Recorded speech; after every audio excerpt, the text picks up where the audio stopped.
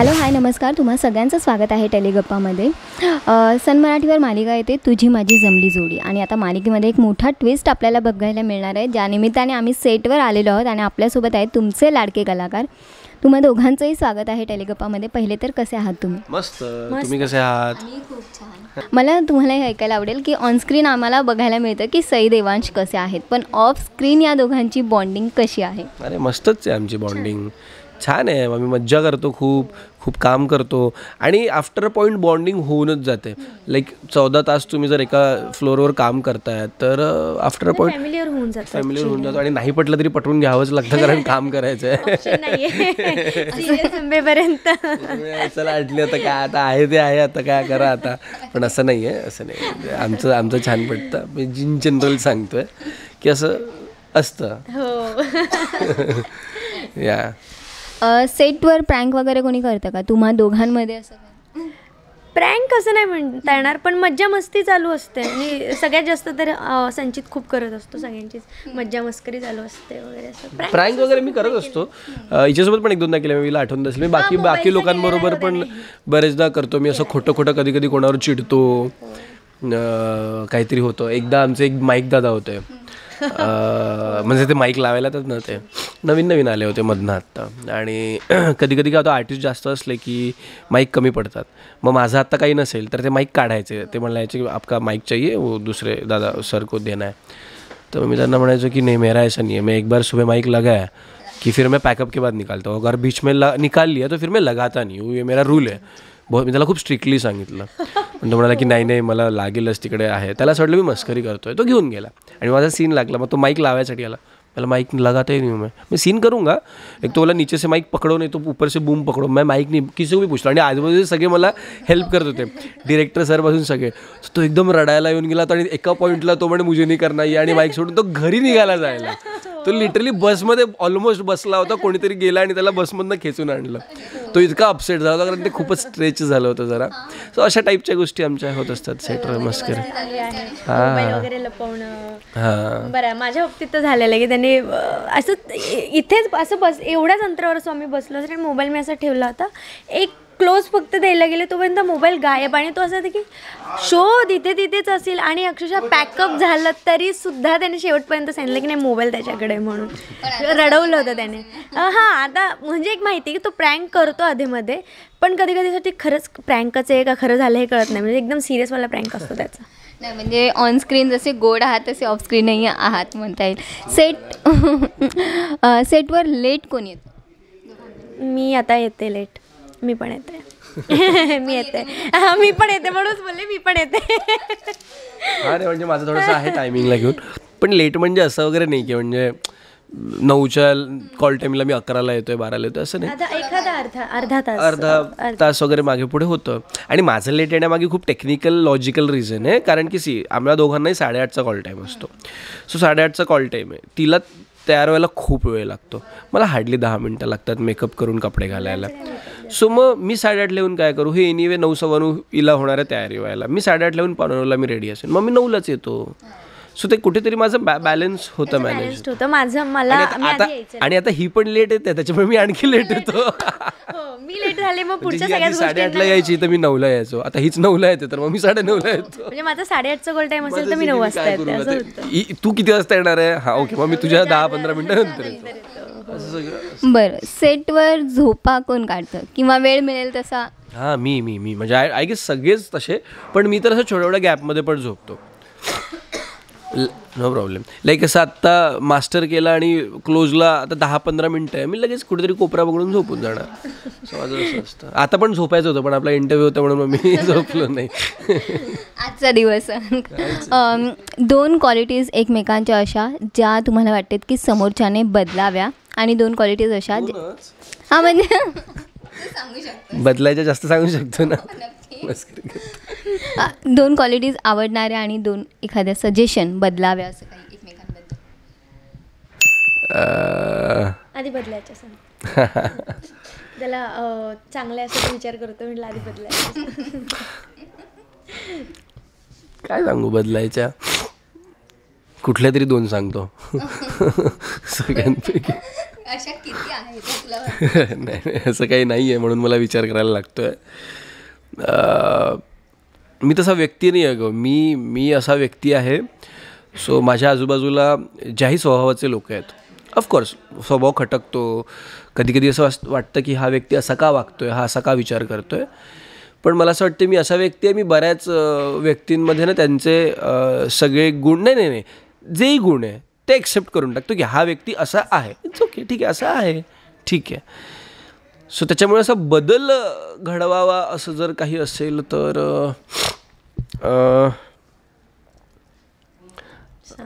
तेच विचार करतोय. 2 गोष्टी. 2 भरपूर होत्या ना त्यातल्या कुठल्याही 2. मला असं वाटतं ती आता खूपच कट्टर व्हेजिटेरियन आहे, तर मला असं वाटतं तिने नॉन व्हेजिटेरियन व्हावं. माझी खूप इच्छा आहे की तिने कधीतरी फूड एक्सप्लोअर करावं वेगळ्या पद्धतीचं. माहीत नाही ती करू शकते.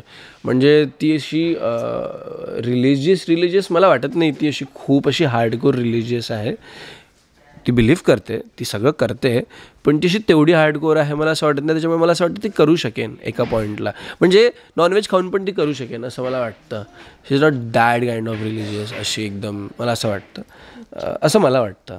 म्हणजे तिच्या बोलण्या वागण्यातनं ती आहे, ती रिलिजियस आहे, ती बिलीव्ह पण करते, पण नॉट दॅट हार्डकोर. सो मला असं वाटतं तिने ते एक करावं. खूप चांगलं सांगतो मी विचार करून. आणि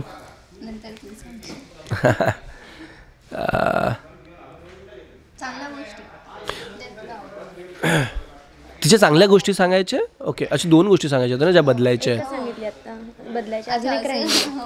हां, ऑल्सो मला असं वाटतं की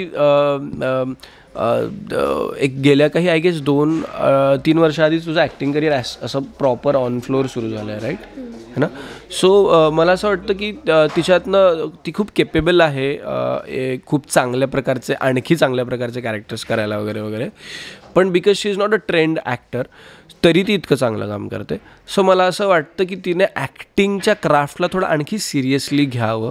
ती आहे सिरियस, असं नाही म्हणत आहे की मी ती नाही आहे, पण मला असं वाटतं तिने ते खूप सिरियसली घ्यावं. त्याच्यासाठी आणखी वेगळे काय एफर्ट्स घेता येईल ते घ्यावे. बरेचदा असं मला वाटतं की असं तिचं होत असावं. ती खूप वेलकमिंग आहे. जर काही सजेशन्स दिले कोणीही, मी तर फार देत नाही, पण सरांनी किंवा कोणी दिले तर ती वेलकमिंगच आहे. ती अशी नाही आहे, रिजिड नाही आहे अजिबातच. पण मला असं वाटतं ती खूप कम्फर्टेबल होऊन जाते कधी कधी तिच्या ॲक्टिंग क्राफ्टला घेऊन. तिला असं वाटत असावं की तिचं ह्या जो काही क्राफ्टचा स्केच आहे हा खूप करेक्ट आहे, पण मला असं वाटतं अजून खूप इव्हॉल्व होतं आहे. आज ॲक्टिंग स्टाईल खूप वेगवेगळ्या पद्धतीच्या आल्या आहेत, खूप वेगवेगळ्या पद्धतीचं काम होतं आहे. सो तिने ते इंट्रोड्यूस करावं स्वतःला, आणि ते खूप बेनिफिशियल ठरेल. विदाऊट ट्रेनिंग, विदाऊट फार काम न करता जर ती इतकं चांगलं काम करू शकते. सो जर तिला थोडं आणखी टेक्निकल नॉलेज येईल आणि थोडं क्राफ्ट बाबतीत आणखी थोड्याशा गोष्टी तिला कळेल आणि तिची प्रॅक्टिस वाढेल, तर ती खूपच छान काम करू शकते. मला वाटतं हे खूप छान सजेशन. नक्कीच. याआधी पण तो मला बऱ्याचदा बोलला ह्या गोष्टीवर की आणखी वेल ट्रेंड होण्याची गरज आहे, किंवा आणखी काय माझ्याकडून थोड्या काही ज्या चुका होतील तो बऱ्याचदा मला सांगत असतो की ह्या जागी तू हे कर, ते कर. म्हणजे सजेशन त्याचं नेहमी असतं प्रत्येक गोष्टीमागे. मला खूप चांगली गोष्ट आहे कलाकार म्हणून दुसऱ्याला सपोर्ट एवढा सांगा. म्हणजे मी खूप पॉझिटिव्ह. आणि आता ती काम छान नाही करत किंवा ती पॉझिटिव्ह नाही आहे किंवा ती मेहनत घेत नाही असं नाही आहे, ती घेतेच, पण थोडं पॉईंट ऑफ व्ह्यू आणखी चेंज करायची आणि अजून वेगळ्या ॲक्टिंग स्टाईल्स डेव्हलप करायची किंवा एक्सप्लोअर करायची गरज आहे. सो या चांगल्या गोष्टी चांगल्या गोष्टी बऱ्याच आहेत. ती खूपच काइंड आहे. मी ना खूप लाऊड व्यक्ती आहे ऑन फ्लोअर, माझ्या इन रिअल लाईफ सगळीकडे मी खूप लाऊड असतो. मी मस्ती करत असतो. बरेचदा मस्तीमध्ये मला कळत पण नाही की मी जरा एक्स्ट्रा करतो आहे का. पण त्या बऱ्याच वेळेला मी असं बघितलं आहे की मला एका पॉईंटला रिअलाईज होतं की मी जास्त केलं होतं, पण ती सेटवरच्या सिच्युएशन्सनं खूप छान हँडल करते. ऑफेंड होत नाही किंवा कोणालाच, असं मी माझ्या बाबतीत नाही म्हणत आहे, मी जनरलच सांगतो आहे. ती खूपच त्या बाबतीत खूप मॅच्युअर आहे ती, आणि खूप अंडरस्टँड करते लोकांना. कोणाचंच मन दुखावत नाही कुठल्याच या म्हणजे कुठल्याही स्टेजला. तिला जरी वाईट वाटलं असेल तरी ती तिच्या पुरतं ठेवते किंवा नंतर त्या गोष्टी डिस्कस करते. माझं तसं नाही आहे. माझ्या अराउंड कोणी काही चुकीचं वागलं तर मी तडाकफडाकमध्ये काहीतरी करून टाकेन. Which is not like. तिच्यात खूप पेशन्स आहे आणि ती खूप छान आहे. ती क्वालिटी एक खूप चांगली आहे जी मला असं वाटतं माझ्यात जर थोडीफार पण असती तर मी उत्तम माणूस असतो, आणखी उत्तम माणूस असतो सॉरी. तर या so she is very patient. खूप विचार करून शांतपणे रिॲक्ट करत असते, बोलत असते आणि आपण कुठे आहोत, काय करतो आहे त्या गोष्टीचा पूर्ण अंदाजा घेऊन ती बरेचदा त्या सिच्युएशन हँडल करते. सो या अशा काही चांगल्या क्वालिटीज पण आहेत तिच्यात. ती खूप चांगला स्वयंपाक करते, म्हणजे डबा आणते बरेचदा, मोस्टली ब्रेकफास्ट वगैरे आणते ती आमच्यासाठी. तर कमाल असतो तो. त्याच्यामुळे मी तिच्या हातचं बऱ्याच वेळेला खाल्लं आहे. शी इज गुड कुक. आणि बाकी पण खूप चांगल्या क्वालिटीज आहेत ॲज अन आर्टिस्ट पण तिच्यात. ती खूप छान स्केच वगैरे पण करते. मी पाहिलेत 1-2 स्केच तिचे असे, म्हणजे फोटोज बघितलेत. सो या आम्हाला असं कळलं की तूही छान कुक आहेस आणि तूही स्वयंपाक वगैरे पण काहीतरी घेऊन येतोस डिशेस. घेऊन ॲज सच मी सेटवर येत नाही कारण खूपच हेक्टिक असतं. मला खूप आवडतं स्वयंपाक करायला, पण मी तसा कुक नाही आहे की 15 मिनटात खूप काहीतरी करून टाकेन. मला थोडा वेळ लागतो. पण अरे मला आवडतं आणि मला सगळं बऱ्यापैकी जमतंच. व्हेज नॉनव्हेज काही लाईक मी सगळंच करतो. पण मला थोडासा वेळ लागतो. सकाळी अर्धा तास आधी उठून पटकन काहीतरी बनवून घेऊन जाणं ते माझ्यासाठी थोडासा टास्क असतो. मला जरा वेळ लागतो कारण मी तेवढा फास्ट नाही. आपली आई किंवा एका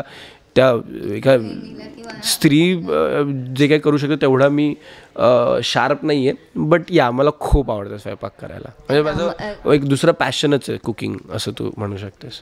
छान. तू सांगा त्याच्याबद्दल. आता तुला बोलायची संधी आहे. आता आधी सुरुवात चांगल्या ह्याच्यातनंच करते मी, चांगलेच सांगते.